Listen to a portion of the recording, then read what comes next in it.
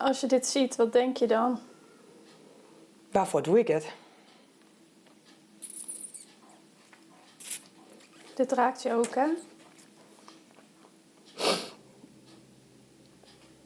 De foto van het derenvalsje wil Stephanie eens net meer zien. Troch een erfelijke oorndwaning verstoort het in de buik en kon het net op de gewone wijze binnen worden. Om de merrie te redden, masten de voorskonking van het vallen troch de beste dokter oorzeggen worden. Het is net de eerste keer dat Stephanie zijn drama meemaakt. Maar Pine in het besluit ze dan ook om voor eerst op te houden met het fokken van Frieske hinders. Kijk, een Fries paard is eigenlijk mijn passie geweest van klein op.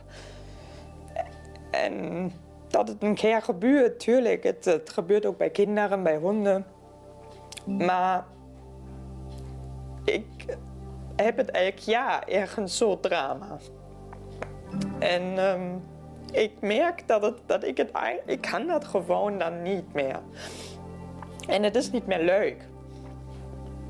Stephanie zit net alleenig. Dat zij mij maakt, jaren wij ook van orenfokkers in binnen- en boetenlanden. Oudfokker Wiert Peter Visser zult die verhaal al jaren voorbij komen. Hij sammelt meldingen van zoensproblemen en deerdevalsjes bij Frieske hinders. En dan hebben we een Hilbert, een Pelle, een Herre, een Rutger, een Sieber, een Herre, een Niek en een Gos en een Tieme. Of Tijme, hoe je hem uitspreekt. En wat zijn dit allemaal? Dooien. Dan hebben we een Jeppe, een Hilbert, een Kees en een Elger en een Hilbrand. Allemaal dood, 2026. En daar word ik zo boos van.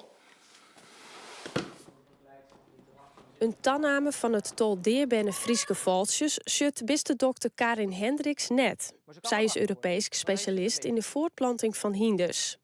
Wol had ze zwargen over de zoenens van het Frieske hinder. Als je mijn collega's spreekt, die beginnen altijd gelijk met een Fries, oh jee, het is foute boel. Dat wordt heel erg gechargeerd natuurlijk. Maar we zien natuurlijk wel bij de Friesen meer klachten met betrekking tot slokdarmverstoppingen, doordat ze de slokdarmverwijding, de megaoesophagus, kunnen gaan krijgen. Maagproblemen en dan niet zozeer de maagzweren, maar wel de maaginfection. Dat die vaste inhoud dus ontstaat die je heel moeilijk opgelost krijgt. Ook met betrekking tot bindweefselproblemen, peesproblemen. Maar wij zien ook problemen met betrekking tot het hoefbeen. Dat daar wel eens een fractuur zit waar de pees aan hecht. En dat is ook wel iets typisch wat bij Friezen zit. Dus als je een kreupelheid hebt, dan zeggen ze wel van nou, dat is meestal qua prognose minder gunstig als dat we daar met een warmbloed mee aan de gang gaan. Maar dat is een lange lijst. Ja, dat is geen lijstje van 5 items, helaas. Het Frieske hinder wordt fokt binnen het Koninklijk Fries Paardenstamboek, oftewel KFPS. Dit is een slettend stamboek, dus er wordt alleenig met Frieske hinders fokt. Omdat alle Frieske hinders van een Lietse groep voorouderen afstammen, binnen ze nauw onwaar besibben. Daardoor komen gewoon erfelijke oorndwaningen vaker voor. Nevens verskate fokkers wordt daar te min iepen over praat en vinden ze dat de economische belangen en het imago van het ros zwidden wagen als de zoenens. Kijk, dat is ook van een klant. Dat is precies, die ligt precies ook zo dan mijn veulen zonder benen dan. Maar dat is met die hoofd en met die hals precies hetzelfde geweest. Dus dat is niet 1 keer gebeurd omdat het pech is. Maar niemand praat daarover en niemand durft daarover te praten. En dat vind ik niet eerlijk tegenover het paard. Ik denk dat algemeen veel mensen, of het hengsthouders zijn, of het fokkers zijn, of het bestuur is, ik weet het niet. Maar dat er veel mensen zijn die alleen aan de centjes denken. Natuurlijk speelt het een rol, want je hebt verantwoording voor medewerkers, voor je bedrijf, heb ik ook. Maar ik denk dat te weinig in de toekomst gekeken wordt hoe het Fries paard er nu staat en wat het probleem is en hoe we dat gemeenschappelijk kunnen oplossen. Voor Wiert Peter Visser wie dat de reden om een per Ilien zelfs een meldpunt te beginnen van zoenensprobleem bij Frieske hinders. Via dat meldpunt en zijn Facebook-site krijgt hij haast alle dagen nieuwe meldingen van fokkers en hindereigeners. Nevens Visser had het stamboek te min zicht op de omvang van de problemen en steeds ze net iepen van zijn bevindings. Ja, moet ik nou als privéman, moet ik dat nou allemaal melden? Dat is toch een taak van het stamboek? Want ik zou willen hebben dat het stamboek mij nou eens zou willen helpen voor het Friese ras op poten te houden. Maar ze laten me vallen. En dan zit die drijf er en ik wil ze door de oren heen stampen. Stampen. Maar ze willen niet luisteren. En des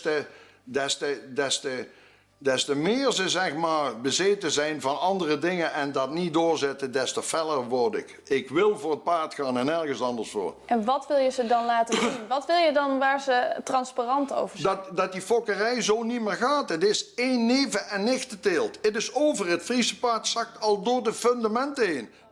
Op het stuit bestaat er binnen het stamboek geen centraal meldpunt dat zoenersproblemen registreren worden. Eigenaars van Frieske hinders kunnen op de website van het KFPS wel melden dat een hinder of vallen verstoord is, maar het is net verplichten. De oorzaak, liek als een erfelijke ondwaning, hoeft ek net meld te worden. Ja, dat vind ik zorgelijk. Men is ervan overtuigd dat ze binnen die gesloten populatie toch nog verbetering kunnen aanbrengen. Maar dan moeten we wel registreren en we moeten ook op die manier dat onderzoek faciliteren. En als ze geen input krijgen voor onderzoek, kunnen ze ook geen output leveren. Het KFPS wil net inhoudelijk reageren op uw vragen. Op haar website schreeuwt het stamboek dat het al jaren werkt om het verbeteren van de zoenets van het Frieske hinder. Onder meer met onderzoek, DNA-analyses en een nieuw fok- en selectieplan. Voor Stephanie, Wiert, Peter en Karin komen die stappen heel let. Ik ben dus eigenlijk bang dat onze nazaten, onze menselijke nazaten, straks over 10, 20 jaar niet meer kunnen genieten van het Friese paard als het zo doorgaat. De alarmbellen moeten echt vol gas aan en we moeten er serieus wat mee gaan doen om het proces wat nu gaande is te stoppen en van daaruit weer in het belang van het ras te gaan werken. En niet vanuit de andere belangen die er dan bij. En of dat dan economische of andere dingen zijn, dat wil ik dan nog daar laten. Maar zoals ze nu handelen, wordt er niet in het belang van het ras gewerkt. Nee. Ik denk, het is qua gezondheid al niet 11:55, niet 12. Ik denk het is al 11:15. En het is, soms zijn dingen die ik te horen krijg, dan denk ik, oké, het is trek naar een dood paard. En een Fries paard trekt zoveel mensen mee en liefhebbers mee. En het zou zonde zijn als dat niet meer bestaat. Omdat het kapot gemaakt wordt door geld en macht.